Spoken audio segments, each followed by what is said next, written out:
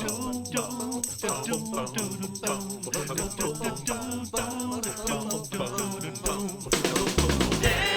to the music. Dance to the music. Dance to the music. Dance to the music. Hey, Eric! What? All we need is a drummer for people who only need a beat, yeah.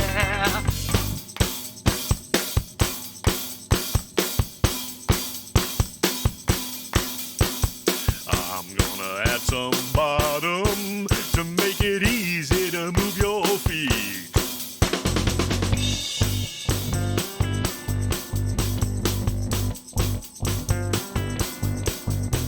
If I could hear the horns blow, a Benji on the throne, yeah!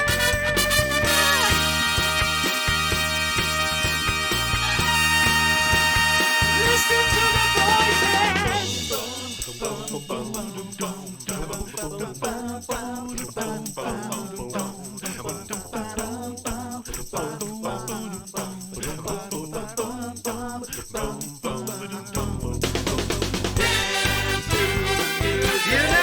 You gotta dance to the music.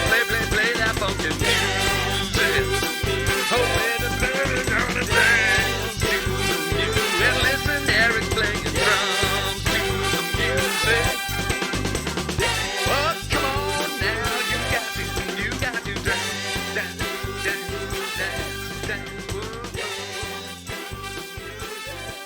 Oh yeah.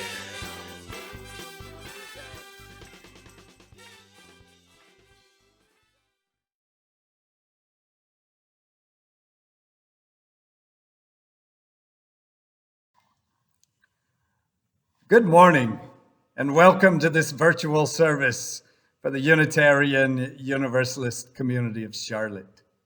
I'm Jay Leach, one of the ministers of this congregation, and I'm standing now in Freeman Hall, our building's social hall bearing the name of our minister emeritus of blessed memory, the Reverend Dr. Sidney Freeman. A few years ago, a generous grant made possible by the contributors to our community's Memorial Endowment Trust provided funds for a major renovation of this space, including the gorgeous mural created by Beth Mousset and Sherry Sample, two artists in our congregation. As all of the necessary work was being considered, repainting, refinishing the woodwork, updating the lighting, carpeting the original cracked tile floor, my now retired colleague, Doug Swaim, added an item to the list. We couldn't possibly redo this room without including a dance floor. And so we did. Welcome members and guests to a service offered in part from the place where we used to and where we will one day again dance. Today's service reflects the involvement of so many. The members of our house band who you just heard, coordinated by Ben Champ. Thank you so much, Ben. The Whitfield family, Catherine, Jacob, and happy birthday, Allie. John Herrick, our director of music. Yasmin Tarleton, who's a member of our congregation and a teacher of dance, who's aided by her daughters, Aria and Sienna, and by camera crewman Richard.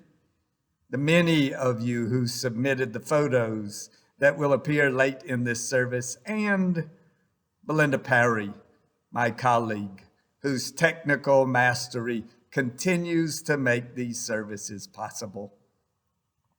As we listen in and maybe even join in singing about dancing in the light of love, take a moment, go to our public Facebook page and post a warm, exuberant welcome to those who are now watching with you. Welcome, welcome, welcome.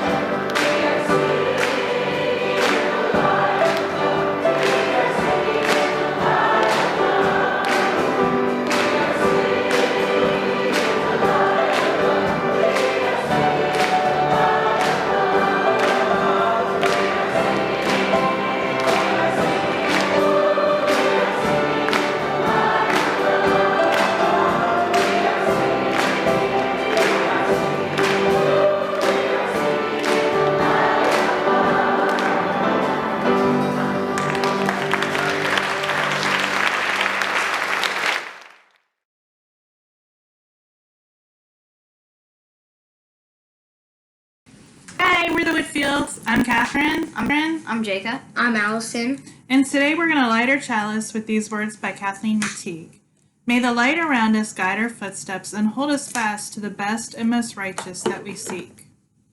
May the darkness around us nurture our dreams and give us rest so that we may give ourselves to the work of the world. Let us seek to remember the wholeness of our lives, the weaving of lights and shadows, and the great and astonishing dance in which we move.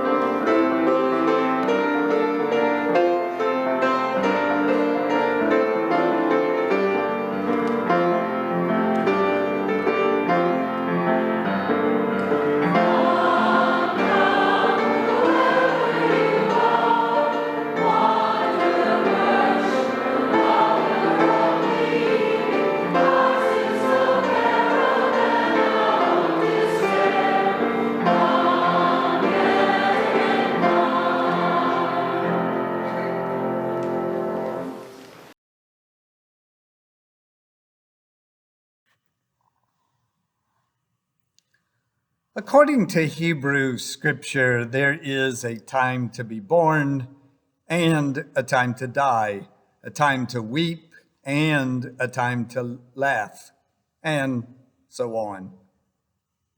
But with all due respect, who of us experiences time so neatly segmented into birth, death, weeping, laughing? I was alongside my beloved wife, Melissa, as she waddled into my grandmother's memorial service, just days away from giving birth. Then, on a sweltering July morning this past summer, as we huddled under a tent in a very brief graveside service for my mother, there was my exceedingly pregnant niece, very great with child. These were times of death and birth, occasions, as such things often are, for weeping and for laughing. So when that ancient wisdom teacher proclaims that there's a time to mourn and a time to dance, life, especially in this troubling year, cautions us. If you wait until the time to mourn has passed before deciding that it is time to dance, such a singularly unsullied occasion just might never present itself. For weeks, we'd kept vigil at Omega House, a hospice for people with HIV/AIDS in Houston, where I was a clergy volunteer. Michael, though ravaged, was still a beautiful man, attended so lovingly by a sister with whom he used to partner in dance competitions.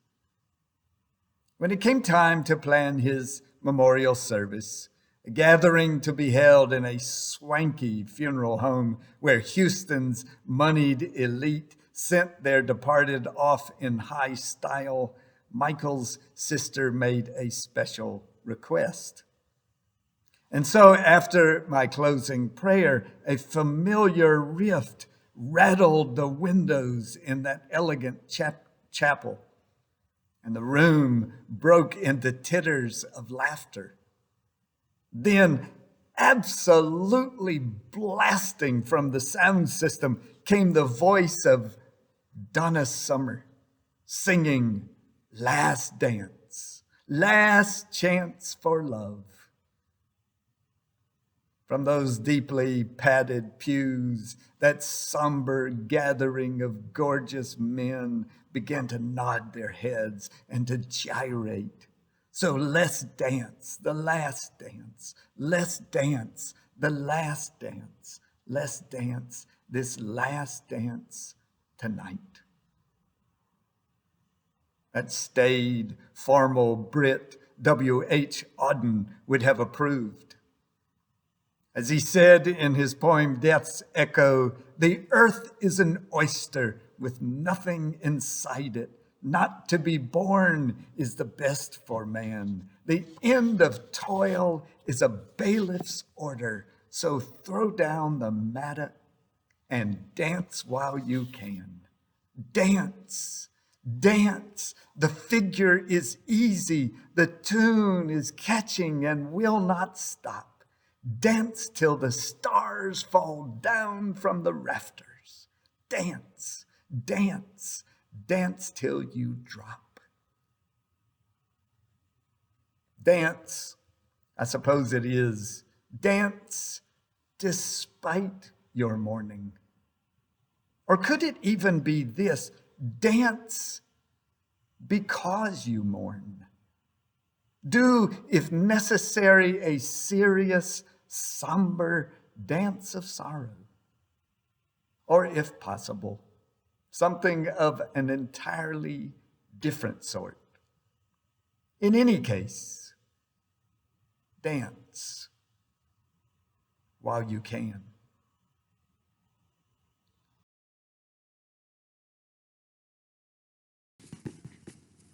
Put Something In by Shel Silverstein. Jolly crazy picture, write a nutty poem, sing a mumble gumble song, whistle through your comb. Do a loony goony dance, cross the kitchen floor, put something silly in the world that ain't been there before.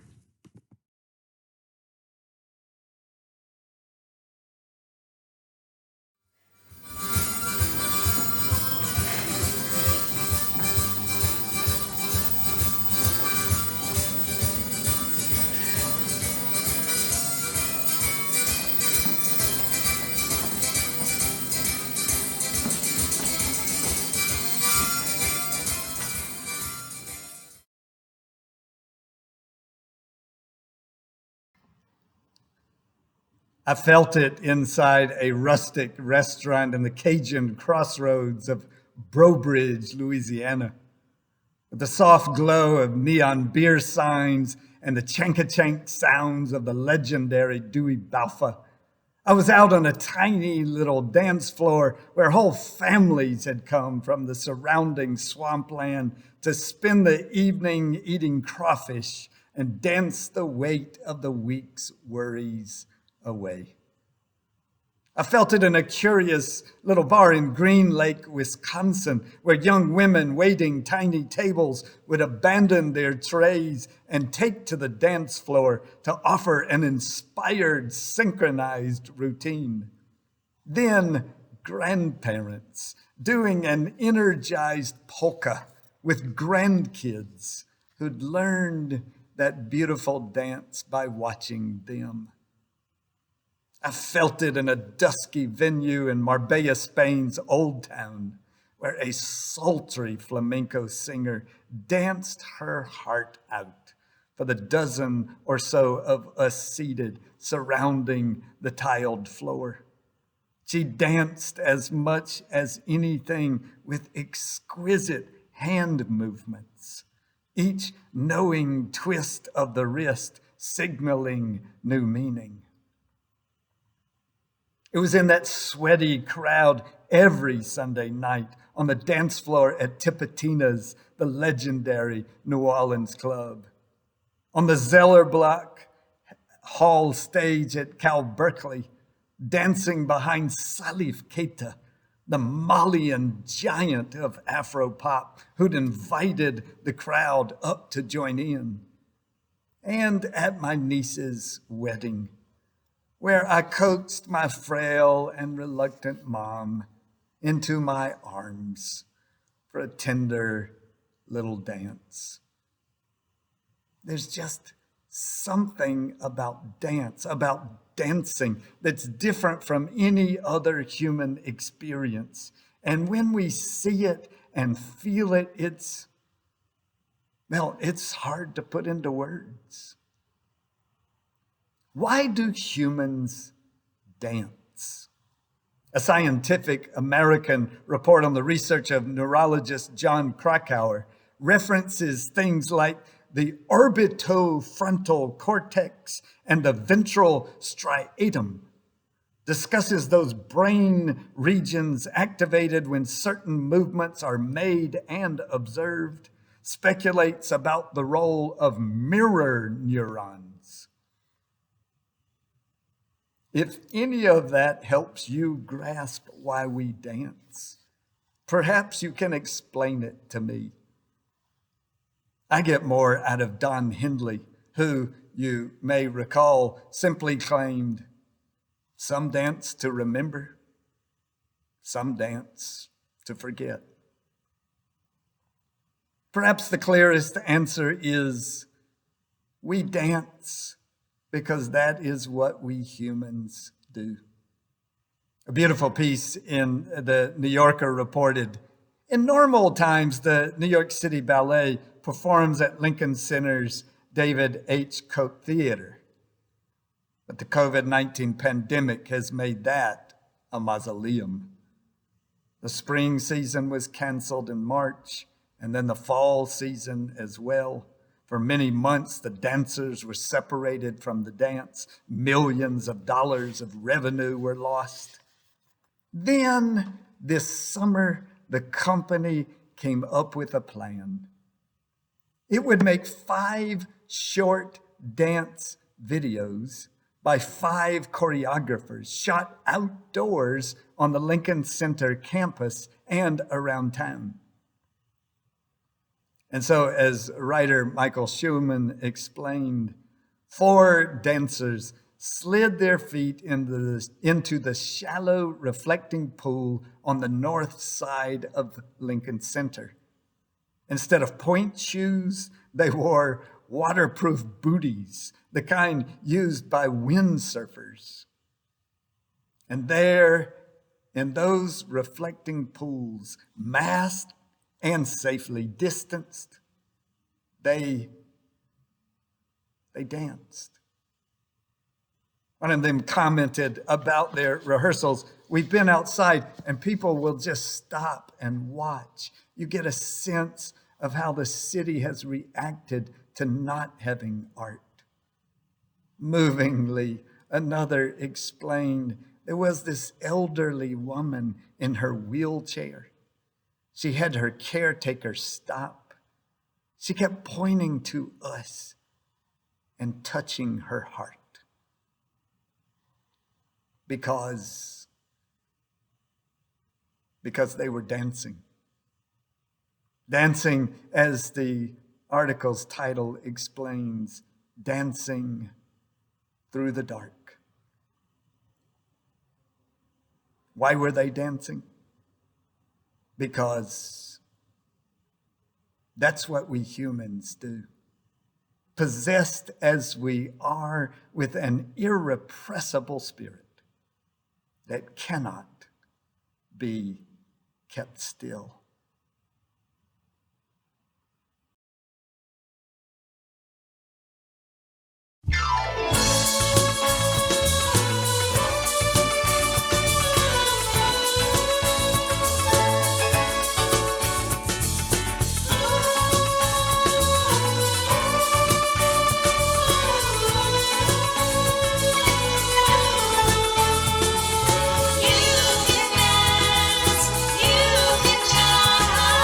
Having the time of your life. See that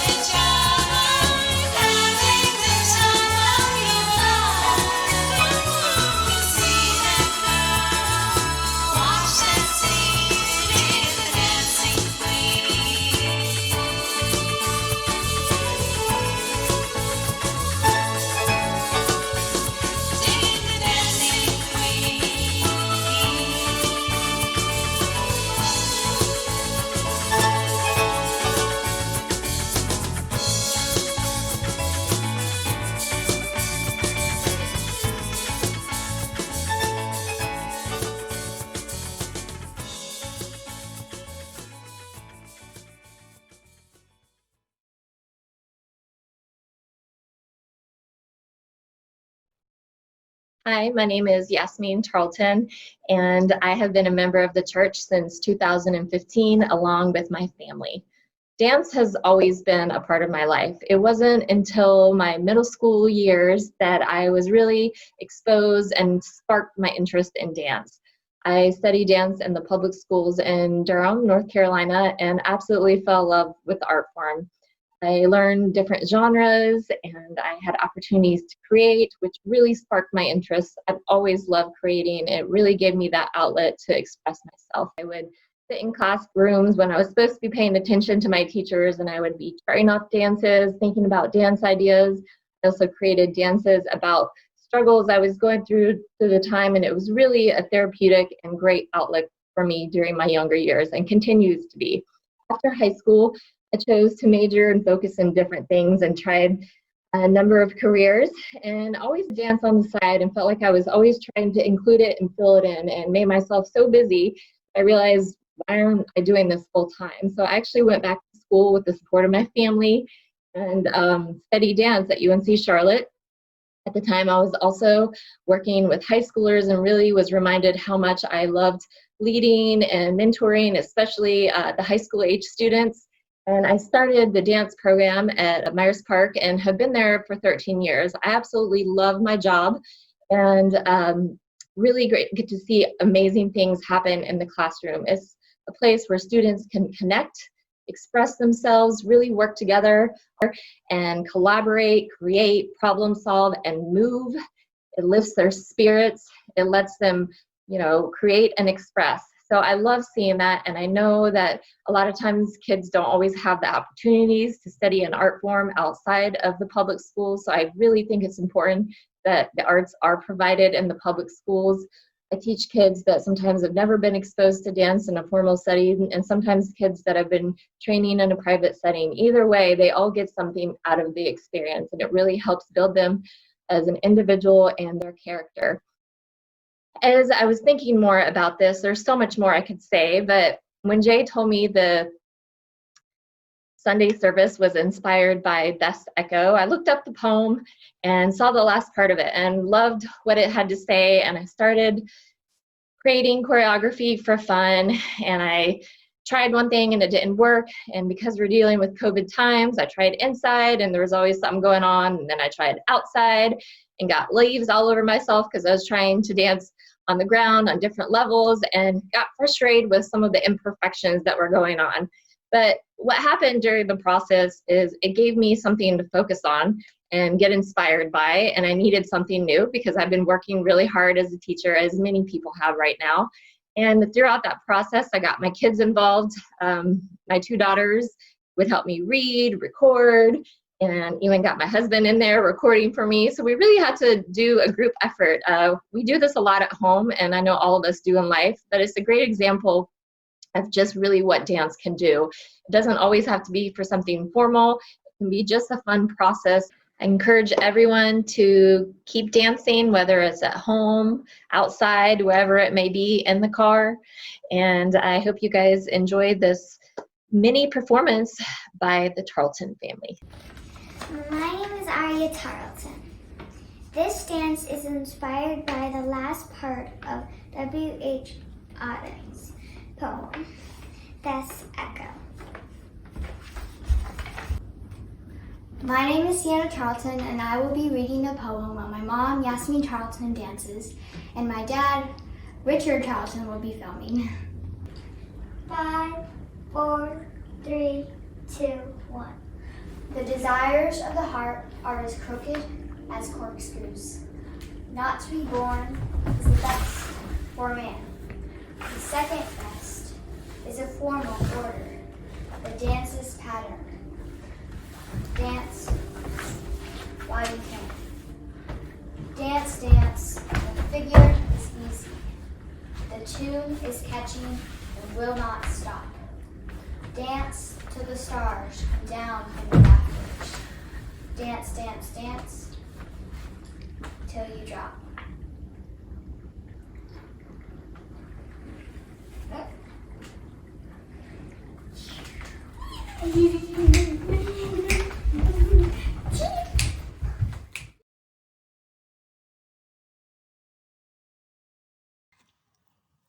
Welcome again to each of you. Welcome to those of you who know this as your spiritual community. And welcome especially now to those of you who may be our guests on this day. We'd love to establish a connection, get to know you a bit, find out a little more about what you are interested in a spiritual community. If you are open to such a conversation, I'm going to invite you to reach out to our membership coordinator. Her name is Kelly Green, and you can reach her by email at Kelly, Kelly, at UUCCharlotte.org. Again, to each of you, welcome. Members, I remind you that the Board of Trustees has called for a special congregational meeting today at 12:30. You can check this morning's email for information about how to join by Zoom. Tonight, one of the really special occasions in the life of this congregation. At 6 o'clock, we will celebrate our 13 coming of age youth participants who will be presenting to us their credos as the conclusion to the now more than year-long process they've shared together. It's a very special opportunity, and it's made very easy this year by being offered on Zoom. That's tonight at 6 p.m. Join us for that special occasion. Look for upcoming opportunities from our adult religious education and spiritual development team and from our community building team. Vital ways both to learn and to connect. Then mark your calendars now for Friday, December 18th, when we will gather on Zoom for a festive all ages retirement celebration for our Director of Religious Education for Children and Youth, Kathleen Carpenter. Today, as a spiritual community, we bring to our collective minds those members of ours whose needs are known to us. And so we hold with love and in our prayers on this day, Tawana Wilson Allen and Manny Allen, as Tawana is facing health challenges and Manny's brother is now under the care of hospice. We hold with love Mary Ellen Brooke and her family in concern for the health of both of her parents. We continue to remember our member, Annie Flint.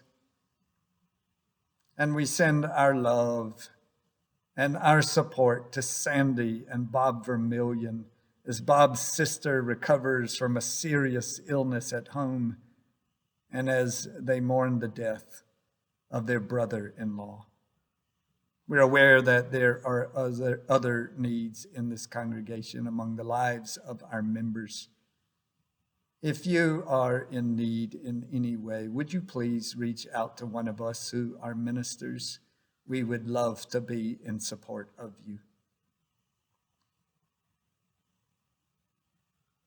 Thank you again to all of you whose generous support continues to make what we do possible. We have created many new ways to give. You're seeing some of them on the screen. You've been reading about them, seeing them on our member Facebook page. I want you to keep in mind that at this point in the service, were we able to be in person, we'd be passing the baskets up and down each row, and many of you would be making weekly contributions, even in addition to the pledges that you've made. I hope you'll use one of our new giving portals as a way to make that extra contribution. We count on your support in these times, and we are deeply grateful for you, to each of you.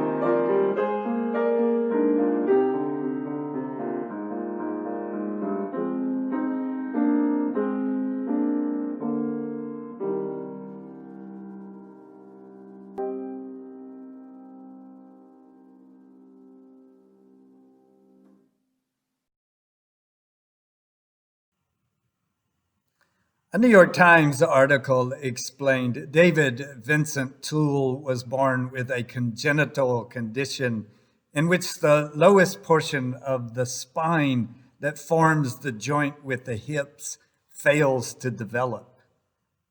Severely malformed, his legs were amputated when he was 18 months old.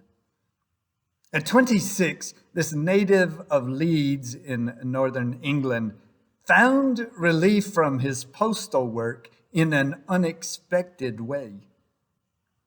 As a novice dancer at a workshop where he showed intuitive grace and athleticism while performing on his hands.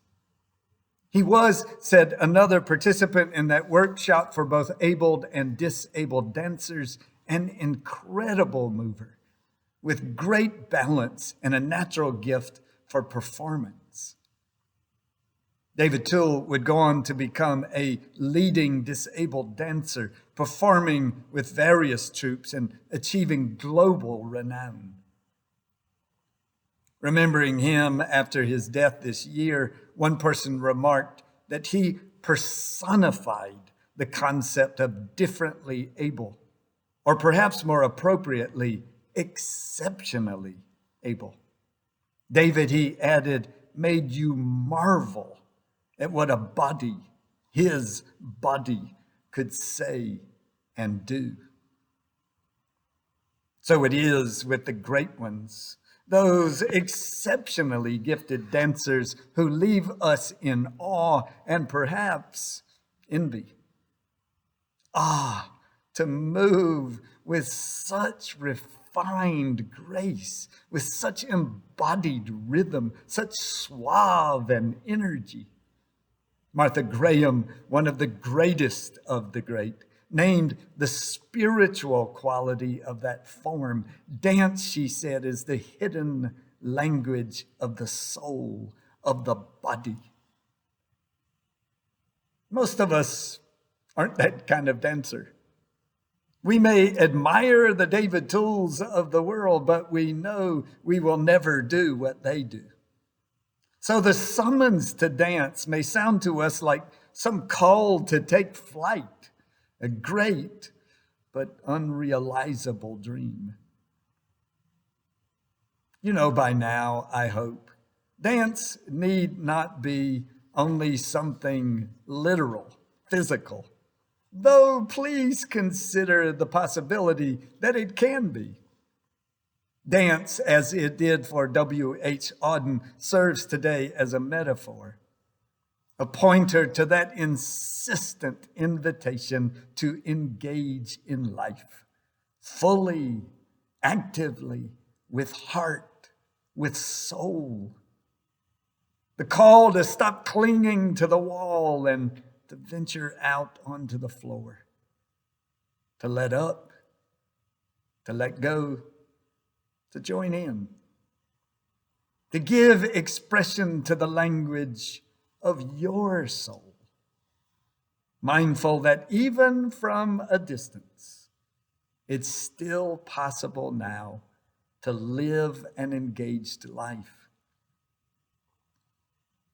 These continue to be such challenging times, times of death, weeping, mourning, to be sure. These are burdensome times, weighing us down with the immensity of it all. To live fully, abundantly, with courage in these times isn't easy. But if we listen, even in this darkest of all months, we just might hear it. The relentless rhythm of life, calling us out, inviting us in, bidding us dance, dance, dance while you can.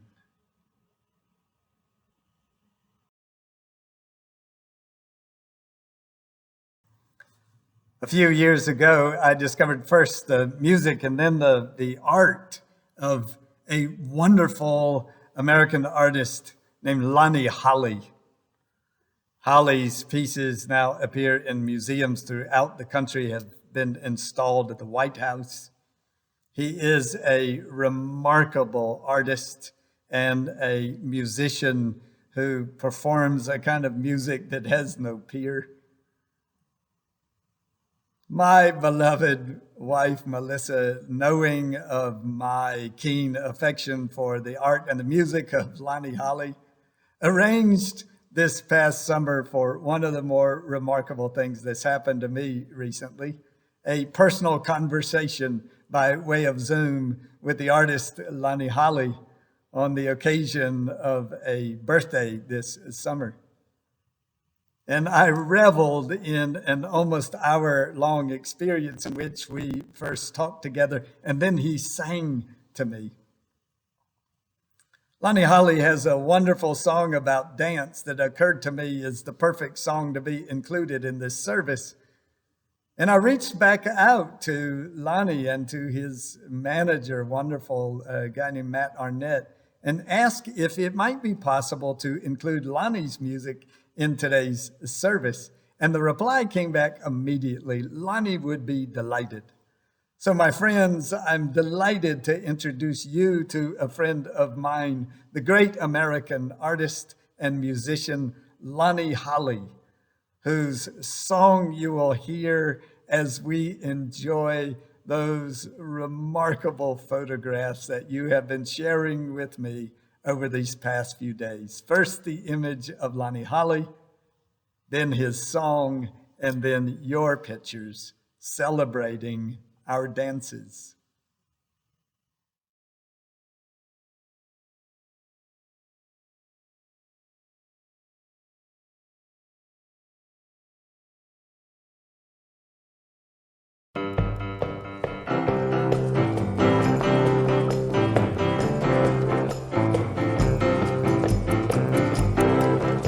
I know that humans, they're gonna die.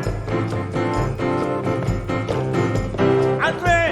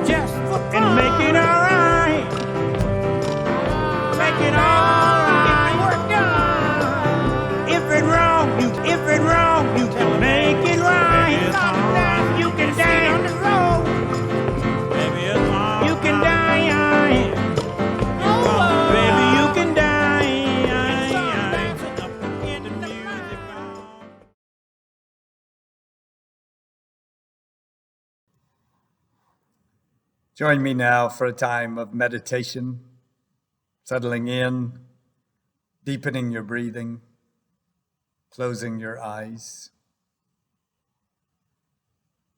Words from Wendell Berry. We clasp the hands of those who go before us and the hands of those who come after us. We enter the little circle of each other's arms and the larger circle of lovers whose hands are joined in a dance, and the larger circle of all creatures passing in and out of life, who move also in a dance to a music so subtle and vast that no ear hears it except in fragments.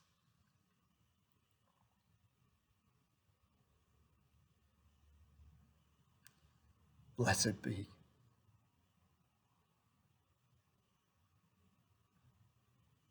And as we close, words again from my friend and colleague, Kathleen McTeague.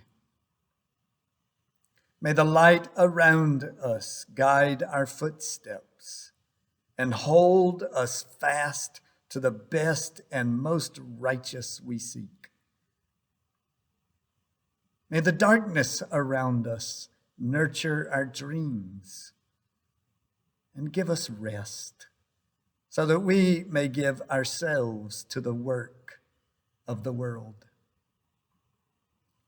Let us seek to remember the wholeness of our lives, the weaving of light and shadow in this great and astonishing dance in which we move. Go with courage, my friends. Go with courage and a dance.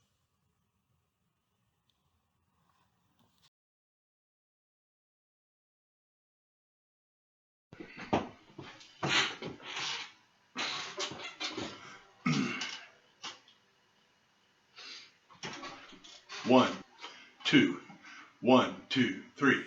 My grandpa, he's 95 and he keeps on dancing, he's still alive. My grandma, she's 92, she loves to dance and sing some too. I don't know, but I've been told if you keep on dancing, you'll never grow old. Come on, darling, put a pretty dress on, we're gonna go out tonight. Dance, dance, dance, dance, dance, dance, dance, dance, dance all night long.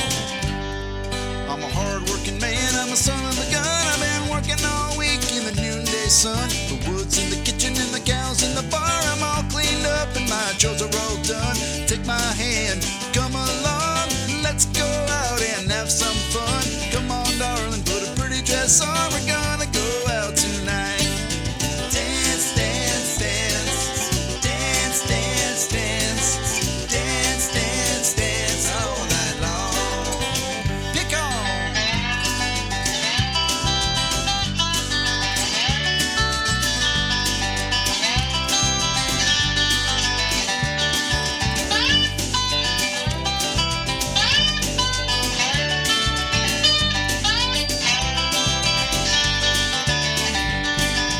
Dance, dance, dance, dance, dance, dance, dance, dance, dance all night long. Come on, darling, don't look that way. Don't you know when you smile, I've got to say, you're my honey pumpkin lover, you're my heart's delight. Don't you want to go out tonight? You're such a pretty lady, you're such a sweet girl.